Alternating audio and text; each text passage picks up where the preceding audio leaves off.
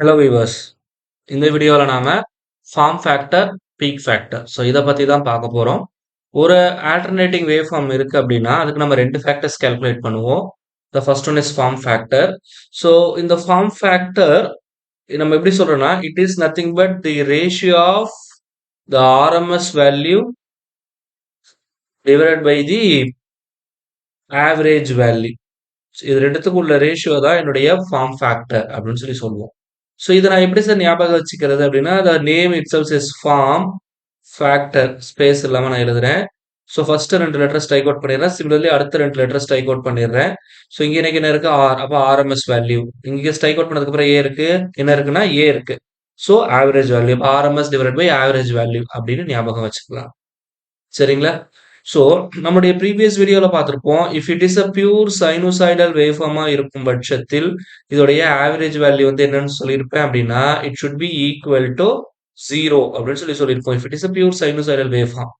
அதனால நான் என்ன பண்றேன்னா, ஒரு ஹாஃப் சைக்கிள்க்கு மட்டும் தான் ஆவரேஜ் வேல்யூ கால்குலேட் பண்ணுவோம் அப்படின்னு சொல்லியிருந்திருப்பேன். சரிங்களா? ஸோ ஆவரேஜ் வேல்யூ கண்டுபிடிக்கிறதுக்கான ஃபார்முலாஸ் நம்ம ஆல்ரெடி சொல்லியிருப்போம். ஆர்எம்எஸ் வேல்யூக்கும் நம்ம ஆஸ் யூசுவல் ஃபார்முலா என்ன அப்படிங்கிறது போன வீடியோல பார்த்துருப்போம். இப்ப நான் என்ன கண்டுபிடிக்க போறேன்? என்னுடைய ஆவரேஜ் வேல்யூ என்ன அப்படின்னு கால்குலேட் பண்ண போறேன். This is my corresponding wave form. Okay. This is 0 and this is pi, this is 2 pi அப்படின்னு எடுத்துக்கிறேன். ஓகே. இன் ஜெனரல் ஆவரேஜ் வேல்யூக்கு formula 1 divided by T integral 0 to T f of T into dt. இதுதான் வந்து என்னுடைய corresponding formula. Okay. இப்ப பாத்தீங்க அப்படின்னா, இங்க நான் ஒரு ஹாஃப் சைக்கிள் மட்டும் தான் பார்க்க போறேன். அப்ப t யோட வேல்யூ வந்து equal to 5. And similarly and the function of this wave form. இது வந்து சைனூசாய்டல் வேவ் ஃபார்ம் ஃபாலோ பண்றதுனால f of t which is equal ன்னு சொன்னா I take this is a voltage waveform. I put Vm sin omega t அப்படின்னு போடுகிறேன். This is nothing but omega t and this is my magnitude Vm. Like that I take. இப்போ இது வந்து நான் இங்க substitute பண்றேன். நான் வந்து ஒரு ஹாஃப் சைக்கிள் மட்டும் தான் இப்ப பார்க்க போறேன். சரிங்களா? ஆவரேஜ் வேல்யூ 0ன்னு வந்துரும். பட் ஆப்வியஸ்லி அப்படி இருக்க வாய்ப்பில்ல. தட் நான் ஒரு ஹாஃப் மட்டும் தான் பார்க்குறேன். நான் ஃபுல்லா எடுத்தா 0ன்னு வந்துரும். Okay. Therefore 0 to pi Vm into sin omega t into d omega t. இங்க வந்து என்னோட ஆக்சஸ் வந்து ஒமேகா டின்னு இருக்கு.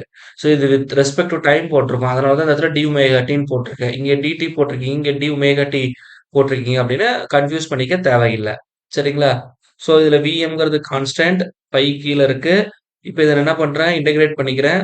சைன் ஒமேகா டியை இன்டெகிரேட் பண்ண எனக்கு என்ன கிடைக்கும் அப்படின்னா, it is nothing but minus cos omega t. Limit வந்து 0 to pi. Therefore Vm divided by pi, upper limit minus lower limit. இப்போ cos pi யோட வேல்யூ வந்து என்ன கிடைக்கும்னா minus cos pi.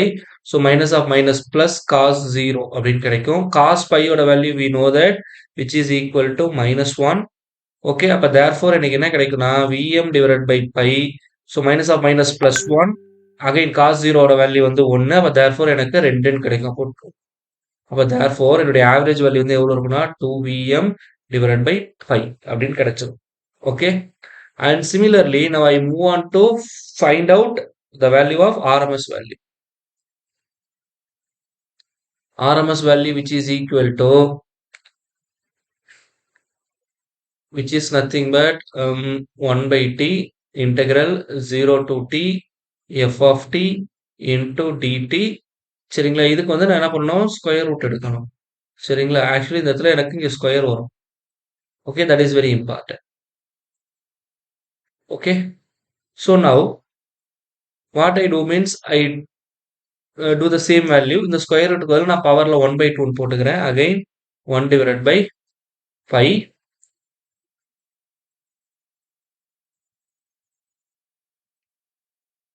Limit 0 to pi. இங்க வந்து எனக்கு என்ன Vm square sin square omega t into d omega t அப்படின்னு வரும். சரிங்களா? இதுக்கு பவர்ல நான் 1 by 2 போட்டுக்கிறேன். ஸ்கொயர் ரூட்க்கு பதில். Okay. If I simplify this, what I get means, I take Vm square outside and I know the formula. சரிங்களா? We know that sin square theta which is equal to 1 minus cos 2 theta divided by 2. Therefore 0 to pi 1 minus cos 2 omega t divided by 2, okay, into d omega t, the whole power 1 by 2. So if I simplify all those things divided by 2 pi, இதை integrate பண்ணா எனக்கு என்ன கிடைக்கும் அப்படின்னா omega t minus cos 2 omega t ஐ integrate பண்ணா எனக்கு என்ன கிடைக்கும்னா which is nothing but sin 2 omega t divided by 2. Limit வந்து 0 to pi அப்படின்னு கிடைக்கும். We know that sin pi which is equal to 0, similarly sin 0 which is equal to 0. அப்ப இந்த term obviously எனக்கு cancel ஆயிரும். சரிங்களா? அப்ப sin 2 pi போடணும். That means sin n pi which is equal to 0. அப்ப therefore எனக்கு என்ன கிடைக்கும்னா இதுல எல்லாமே வந்து பவர் என்ன இருக்கு எனக்கு 1 by 2 இருக்கு. இது மறந்துடக்கூடாது. இப்போ Vm square divide by 2 pi. சரிங்களா? அப்ப இங்க லிமிட் சப்ஸ்டிட் பண்ணோம்னா பை மைனஸ் 0 பைன்னு தான் கிடைக்கும். சரிங்களா? So that's all. இதுக்கு மொத்தமா எனக்கு 1 by 2 இருக்கு. So pi will cancel. If I take the square root value எனக்கு என்ன கிடைக்கும்னா Vm divide by square root of 2 அப்படின்னு கிடைக்கும். So this is the value of RMS value. இப்போ எனக்கு இங்க என்ன சொல்லியிருக்கிறாங்க, இது ரெண்டுத்துக்கும் உள்ள ரேஷியோ அப்படின்னு சொல்லியிருக்கிறாங்க. ஓகே, அப்போ therefore my form factor which is equal to என்னுடைய ஆவரேஜ் வேல்யூ எவ்வளோ 2Vm divided by pi and divided by இங்க எனக்கு என்ன கிடைக்கும்னா Vm divided by root 2 அப்படின்னு கிடைக்கும். ஸோ this Vm cancel, இந்த root 2 மேலே போச்சுன்னா கிடைக்கும் 2 root 2 divided by pi அப்படின்னு கிடைக்கும். Okay, if I simplify this, so what I get me 2 root 2, so divided by pi.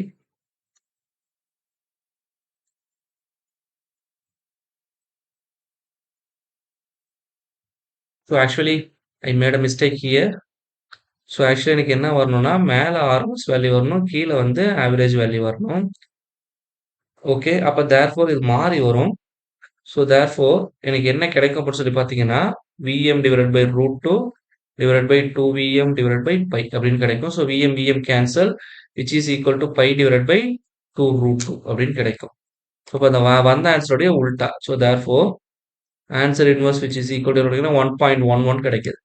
அப்போ therefore my form factor which is equal to 1.11. So that is very important. In the form factor it is for sinusoidal waveform. So இந்த மாதிரி தான் நீங்கள் என்ன பண்ணணும் அப்படின்னா ஒவ்வொரு வேவ்ஃபார்ம்ஸ்க்கும் form factor எல்லாமே வந்து நீங்கள் கேல்குலேட் பண்ணுற மாதிரி இருக்கும். சரிங்களா? ஸோ இந்த ஃபார்ம் ஃபேக்டர் எதுக்கு சார் யூஸ் ஆகுது? சரிங்களா? இது எதுக்கு யூஸ் ஆகுது அப்படின்னா சரிங்களா, இப்போ average value of a waveform given, ஒரு waveform உடைய ஆவரேஜ் வேல்யூ வந்து எனக்கு கொடுத்துருக்குறாங்க அப்படின்னா சரிங்களா, அந்த waveform உடைய ஆர்எம்எஸ் வேல்யூ கண்டுபிடிக்கிறது, to find RMS value of the waveform, அதை கேல்குலேட் பண்றதுக்கு தான் இந்த ஃபார்ம் ஃபேக்டர் எனக்கு யூஸ் ஆகுது. இது வந்து ரொம்ப ரொம்ப important. Okay, just try to understand. Here I made a mistake. Okay, so now I move on to the next one called peak factor. So peak factor, it is nothing but it is the ratio of peak value divided by RMS value. இது ரெண்டுத்துக்கு உள்ள ratio தான் வந்து என்னுடைய peak factor. சரிங்களா, நம்ம already பார்த்துருப்போம். So this is the corresponding sinusoidal waveform. So this is the peak value Vm. சரிங்களா, அண்ட் ஆர்எம்எஸ் வேல்யூ நம்ம ஆல்ரெடி கோ த்ரூ பண்ணியிருக்கிறோம். சரிங்களா, RMS value which is equal to which is nothing but Vm divided by root 2. So இதுதான் வந்து நமக்கு இங்கே RMS value நம்ம already find out பண்ணியிருக்கோம். கரெக்ட்டுங்களா? அப்போ therefore my peak factor which is equal to peak value is nothing but Vm divided by root. So Vm cancel which is equal to root 2 which is equal to 1.414. So this is the peak factor of the sinusoidal waveform. And in the peak factor ஏன் கண்டுபிடிக்கிறோம் அப்படிங்கிற ஒரு question வரும். So why we should find this peak factor?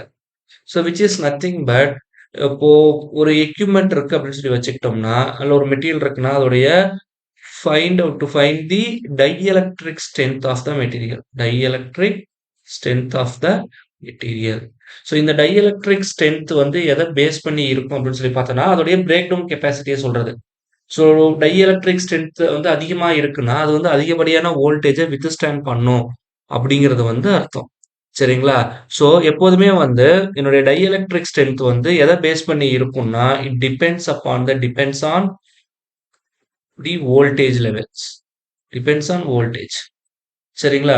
அப்போ என்னுடைய corresponding வேவ்ஃபார்ம்ல peak value, maximum value எவ்வளோ போகுதுங்கிறத பொறுத்து தான், அந்த மெட்டீரியல் எனக்கு வித்ஸ்டாண்ட் ஆகுமா? ஆகாதா? அப்படிங்கிறத நான் வந்து என்ன பண்ணணும்?